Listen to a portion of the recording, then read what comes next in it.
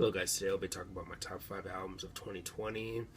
I tried to come up with the top 10, but really struggled. I really couldn't do it, so I decided to just narrow it down to my top 5, because my top 5 is definitely set in stone, especially my number 1. But, I mean, maybe the bottom 2 could switch at any time, but my top 5 for the most part is definitely set in stone. But yeah, 2020, in my opinion, hasn't been the greatest for rock and metal. I think 2019 was a lot better for rock and metal. A lot more great releases, especially with albums like Atonement by Killswitch Engage and Shaped by Fire by As I Lay Dying, Fear Inoculum by Tool, We Are Not Your Kind by Slipknot, and The Verdict by Queensryche, and many other albums. But this year, again, to me, not one of the better years for rock and metal. But anyways, let's go ahead and dive into my top 5. Now at number 5, I have Blood and Stone by Sevendust. I recently gave some songs from this album another listen, and I think it's a pretty solid album. Kind of a step down from All I See Is War, in my opinion. I really liked All I See Is War. I thought it was their best since Seasons, and that's just my personal opinion. Some people might disagree with that, but that's okay. But I really enjoyed All I See Is War, but for this album, I didn't think it was as good as that album, but still, it's a pretty solid album, though. I mean, I think the first 6 songs are pretty good, from Dying to Live to Kill Me. All pretty good songs, in my opinion. I've seen some people I've seen a little bit of negativity for the song Love for some reason. I've seen some people say that it's one of their least favorites for some reason, which I disagree. That's definitely one of my personal favorites. Sure, that song doesn't really reinvent the wheel or bring much new to the table for Sevendust, but I don't know. That was actually one of my personal favorites from the album, and still is. But also, he has some other great songs on the album, like Against the World and Criminal. I think those songs are also really good. The Day I Tried to Live, that cover, I mean, some people really liked it. For me, I think it was just okay. I mean, I do think they did an admirable job at trying to cover that song from Soundgarden, and I am a Soundgarden fan. I mean, Bad Motorfinger is probably one of my favorite albums of all time. Absolutely love that album. But yeah, their cover of The Day I Tried to Live from Super Unknown, another really great album.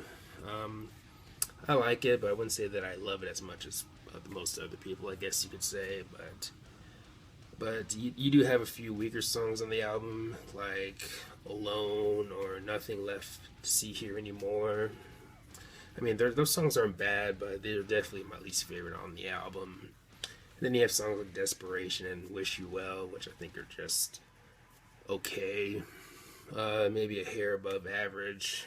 Again, nothing too special, but not bad though. But overall, I do like the album, but it's definitely not my number 1. But my number 4 is Project Regeneration Volume 1 by Static X. This album is just a fun listen and a great tribute to Wayne Static. Rest in peace, of course. Definitely a unique voice in the new metal scene. And to no surprise, he does sound great in this album. And I do like the replacement, Zero, if I got the name right. But really enjoyed this album. There are some songs I still enjoy today. I do really like Dead Souls. Definitely different from the rest of the album, but I do like it though, and I do like the vocals from the singer of Ministry in the song. But some of my other favorites are Worth Dying For, Terminator Oscillator, Accelerate, Seagull Placebo, Hollow. Many great songs off this album. A few average tracks maybe, but overall it's a pretty enjoyable listen in my opinion, which is why it's in my top 5. But then we get to my number 3 with The Dead Men Say by Trivium.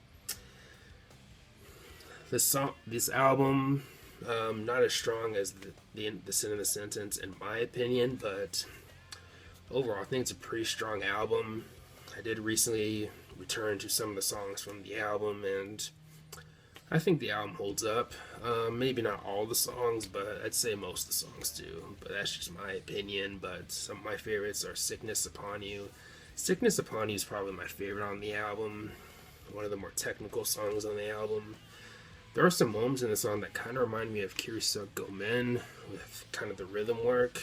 I'm not sure if I'm the only one that hears that, but through listening to it again recently, I do kind of hear that a bit. But yeah, probably my favorite on the album. Some of my other favorites are the title track, Catastrophist, and Been in the Arc to Fear. That's kind of an underrated song, at least at this point.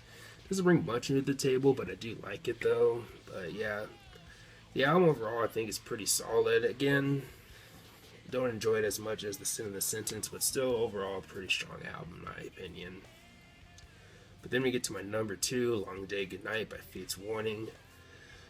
Definitely one of my most anticipated albums of the year, maybe the most anticipated, because their last album, Theories of Flight, was just so excellent in my opinion. 7 stars, Light and Shade of Things, many great songs off that album. White Flag. But with this album, some of my favorites are Shuttered World. Love that song. Scars. And The Longest Shadow of the Day is just... That song blew my mind the first time I heard it. I absolutely loved it. I mean, Alone We Walk is another pretty good song on the album. I do like the album opener too. But yeah, overall, I enjoyed the album. Nowadays, I'm still unsure if I like this album or Theories of Flight more. Theories of Flight was more of an instant, enjoyable album. It was maybe more instant compared to this album, but either way, still both strong albums, and Long Day Goodnight is easily one of my favorite albums of the year. Overall, strong release from Fate's Warning. But then we get to finally my number 1, Ohms by Deftones. 10 tracks and not a single weak song on this album. I mean, it's hard to narrow down favorites, or at least narrow it down to a top 3. I do have a top 5, which is half the album, but top 3 or top 2, that's tough. But my top 5 songs from the album are probably Genesis, Urantia, which is just easily one of my favorites. I absolutely love that song, especially the chorus. Error is another favorite of mine. Radiant City, I've grown to love more and more with each listen. It's definitely one of my favorites now, and I heard that's one of Abe's favorites too. And then finally, the title track is in my top 5 too of my favorite songs on the album. But yeah, this album, gosh, it's really good. It has some strong deep cuts too, and all around just a strong album, and definitely a step up from Gore. Now, I do like the Gore album, but I do think it's their weakest so far.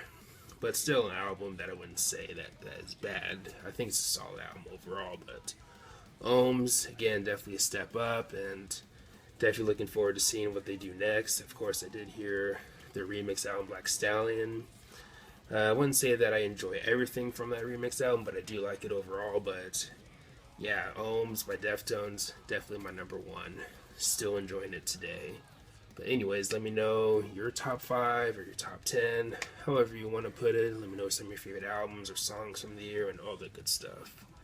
But anyways, thanks for watching. Please leave a comment, like, subscribe. Have a nice day, and take care.